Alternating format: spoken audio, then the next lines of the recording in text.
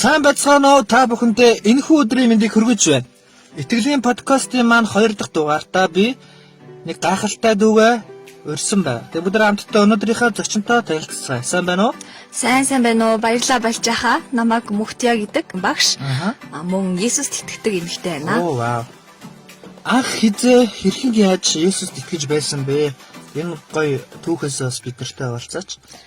За би Есүст ер нь үйлчлээд 10 жил болж байгаа. Харин яг Есүст итгэсэн гэхээр бүр жоохон бахта 4 настай хата 4-5 настай хата намайг жоохон бахад би маш хөвдсөн байгаа. Тэгээд өвдөөд орондоо 2-3 хоногийн халуураа твцсэн. Тэр үед яг сайн мэдээд хараж байгаа хүмүүс манай хаалгыг тогшоод тэгээд танаа гэрчээ орж болох уу гэж яг тэр үед ээж хоёр мань байсан учраас оруулаад тэгээд миний төлөө залбирч өгсөн байгаа тэр хүмүүс. Тэгээд яг би тэр хүчийг маш их тод сандаг. Ингээд маш олон гар ингээд миний дээр тавиад тэгээд хамгийн сүүл залбирч дуусныхаа дараа Есүсийн нэрээр амен гэж хэлсэн байгаа. Тэгээд яг тэр үеэс би Есүс чинь бурхан юм байна гэж итгэсэн. Тэгээд яг үнэхээр бурхны төлөвлөгөө миний амьдралд байсан. Хэдийгээр манай гэр бүл тэр үеэс хойш сүмд яваагүй боловч бурхны төлөвлөгөөгөөр намайг том болсны дараа ээж маань итгэгч болоод тэгээд сүмд ээжигээ дааж авч эхэлсэн байгаа. Есүс итгэсэн цагаас хойш чиний амьдралд бурхны хийсэн өөрчлөлтүүдээс зөндөө олон байгаа хэл та тийм. Тэрийн өөрчлөлтөөс нэгийг бас хуваалцж өгөөч. Миний амьдралд гарсан өөрчлөлтөөс за хамгийн том өөрчлөлт гэж хэлж болохоор нэг өөрчлөлтийг хэлье. Тэгээд би бага бахта сургуулийн сурагч 1-р ангиас ахуулаад сургуулийн сурагч хата маш их ичимхий хүүхэд байсан. Хичээлэл байнга хийгээд байдаг. Ерөнхийдөө хүний өөдөөс ихсэлж харж чадахгүй. Тэгээд ялангуяа эрэгтэй хүүхэд мөхт харах юм бол нүүрүүл агаа. Тэгээд маш тийм зожиг тийм хүүхдээсэн. Тэгээд миний дуу хоолоос нэг тийм аярхаа баг чангаж гардаггүй. Тэгээд харин цуглаанд яваад хүүхдийн цуглаанд явж эхлээд тэгээд үйлчилж эхлээд тэгснээр ингээд миний ичгүүр маань ингээд тэр нүүр улаадаг байдал маань баг байхгүй болчихсон. Тэгээ бүр ангийнхаа хүүхдүүдтэй найзлаад ангийнхаа хүүхдүүдийн дунд нэр хүндтэй болж эхэлсэн байгаа. Тэгээд надад бол нэг тодорхой нэг тийм авьяас гэдэг байх юм байдаггүйсэн. Тэгээд харин нэг өдөр манай ээж маань намайг ингээ магтаалын багт үйлчлэгчээ гэдгсэн. Тэгээ сонирхолтой нь би бол ерөөсөд дуулдаггүй. Тэр байтгаа бүр солгоо болоотой. Тэгээд тэр үед би яг ч юм зүгээр бэлтгэлтэн сууж үзье гэдэг. Тэгээ бэлтгэлд ингээ магтаалын бэлтгэлд сууваа. Мэдээж солгоо болоотой, чанга гардаггүй. Тэгээд тэр үе пастор маань удирддаг байсан магтаал. Тэгээ пастор маань чанга дуул гэж наваад. Тэгэнгүүт нь би чанга дуулаад заримдаа ингээл хашгирн тэр үед нь гомдчихно. Тэгээд гомдоод уйлаа. Тэгээ пастор маань аргадаад тэгээд нэг өдөр маш их ууралсан би. Би өөр нь яхаар ингэж хүчээр юм хийхтэй чадахгүй юм чинь. Тэгээд ээжтэй орж ирээд ээжийнхээ урдаас уурлаад би магтаал цагтаалт чи үйлчлэхгүй. Би яхаараа тэгдэж чадахгүй. Нилээ ууралсан байгаа. Тэгээд харин ээж маань юу гэж хэлсэн гэхээр тэр үед ингээд маш ол загинсан л та. Тэгтээ яг нэг загинсан үг нь миний зүрхэнд пад гэж хүрсэн. Тэр нь юу байсан бэхээр чи ямар хүмүүс зориулж дуулж байгаа юу? Чи бурханд зориулж дуулж байгаа штэ гэж хэлсэн байгаа. Тэгээд би тэр үеэс нэрээ тийштэй гэд яг бурхны өмнө магтаалын дуу болгондоо би яг бурхны тэр үгийг бурханд хандаж дуулж байгаа. Би хүмүүст биш ээ. Тэгээд миний тэр хүмүүсийн өмнө дуулах ямар байх нь хамаагүй гэд. Би тэр цагаас хойш маш их залбираад тэгээд яг дуу болгоно бурханд хандан дуулдаг болсон. Тэгээд нэг хэсэг хугацааны дараа би нэг мэдсэн чинь магтаалда ганцаар үйлчлдэг болсон. Тэгээд шүүгцээр хагаад яг бурхны цаг байсан юм шиг. Тэгээд хугацааны дараа хүмүүс намайг үгүй чи ямар гоё дуулт юм бэ ч юм уу тийм сэтгэлдлүүд ирдэг болсон. Тэгээд би одоо л харин маш их дуулах дуртай. Тэгээд магтах бүр их дуртай миний амьдралын маш том чухал хэсэг.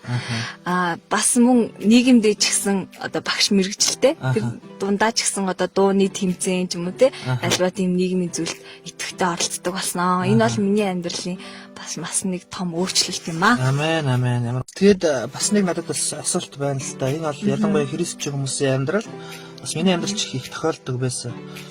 Юу гэхээр бид нар нөгөө үйлчлэл байгаа тий. Яас үйлчлээс гадна бид нар өөрсдөө нийгэмдээ ч юм уу өөрсдийнхөө мэргэжлийн онцлогоодоос шалтгаалаад өөрсдийнхөө талбарууд дээрээ ажиллаж байгаа шүү дээ тийм үү. Тэгэхээр яг эндээс үүдээд цуглаандаа үйлчлэх тий бурханд үйлчлэх эсвэл яг өөрийнхөө ажлыг хийх ёстой гэсэн сонголтууд болгодог л та. Тэгээд аюул олон хүмүүс аль ингээд зэрэгцүүлж хийж чадахгүй улмаас те өөрсдөө юу яадаг. Зарим нь болохоор ажиллаа сонгоод тэр чигтээ алга болчихдог. Зарим нь болохоор үйлчлэлээ ч юм уу бурхны хамтлалын төлөө үйлчлэнгээд ажлаа орхилдуулдаг юм тал байна л та. Тэгэхээр чиний хувьд багш мэрэгжилтэй те би миний хувьд ингэ харж байгаа болохоор яг аль алингийн баланслуулаад ингэ авч явж чадчихээн гэж харж байна л та. Тэгэхээр чамд иймэрхүү хүндрэл бэрхшээлэр нь тулгарч байсан уу? Тэгээ хав надад тулгарч исэн. Тэгээд тэрэтгээ би пасторта ороод уйлаад тэгээд үнэхээр хэцүү байна гэж би баг үйлчлээ өгөхийг баг тэр шахуу ингээд бас зүйл болж исэн. Тэгээд миний хувьд болохоор би одоо багш мэрэгжил гэдэг бол маш их цаг зав авдаг, баг амьдралаа зориулдаг тийм ажил байгаа. Тэгээд үйлчлэлийн хувьд гэвэл би залуучуудын үйлчлэлд магтаалын одоо дууны удирдагч гэдэг үйлчлэлийг хийдэг. Тэгээд яг энэс өмнө бол ажиллахаас өмнө бол би бүр ингээд баг бүхэл талбарт үйлчлдэг байсан. Тэгээд одоогоор би яагаад яг хоёуланг нь хийж явж байгаа вэ гэхээр миний хувьд бурханд үйлчлэх гэдэг нь ямар чухал юм бэ гэдгийг ойлгосон байгаа. Тэгээд бурханд үйлчлэх, ажил хийх хоёрын аль нь чухал вэ гэж мэдээж бурханд үйлчлэх. Яагаад надад маш их нэр төрийн хэрэг байгаа. Мөнхийн зүйл байгаа. Би мөнхийн зүйлд хөрөнгө оруулж байгаа гэсэн. Тэгээд би бурханд үйлчилж байгаа. Харин ажил маань бол мэдээж бас нийгэмдээ үйлчилж байгаа. Нэг төрлийн нөгөө төрлийн бас би өөртөө одоо өөрийнхөө амьдралд одоо зориулаад те талхны бодлоо гэхүү те ажиллаж байгаа. Тэгээд би сайхан ялангуяа одоо ч гэсэн яг зарим үед хүндрэлүүд гардаг л та. Тэгээд итгэгч хүмүүс бас ингээд ажиллаж байгаагаа одоо итгэгч байгууллагууд ч юм уу нэг тийм сонсч ирсэн. Итгэгч байгууллагууд ингээд ажил хийж байгаа. Тэгсэн хүртэл ингээд бас үйлчилж байгаа. Тэнгүүтээ чи яагаад ажилдаа хоцорч байгаа ингээд би тэр үйлчлэлийг хийж штэ гэд. Энэ нь бол миний хувьд бас бурхны хувьд ч юм уу те зохисгүй юм шиг санагддаг. Тэгээд тийм учраас ер нь хийж байгаа ажиллаа ч гэсэн те бас яг чухал тооцоод хийх нь бас чухал юм аа. Миний ойлгосноор бол ажиллаж залуу хүн ерөнхийдөө ажиллаж хийх хэрэгтэй, үйлчлэлч бас хийх хэрэгтэй. Тэгээд мөн залуу хүмүүс ялангуяа карьераа ер нь хөөцөлддөг тий. Тэгээд карьер хөөх нь бол зөв. Яагаад гэвэл залуу хүмүүст маш их ирч хүчтэй, хүсэл мөрөөдөл байдаг.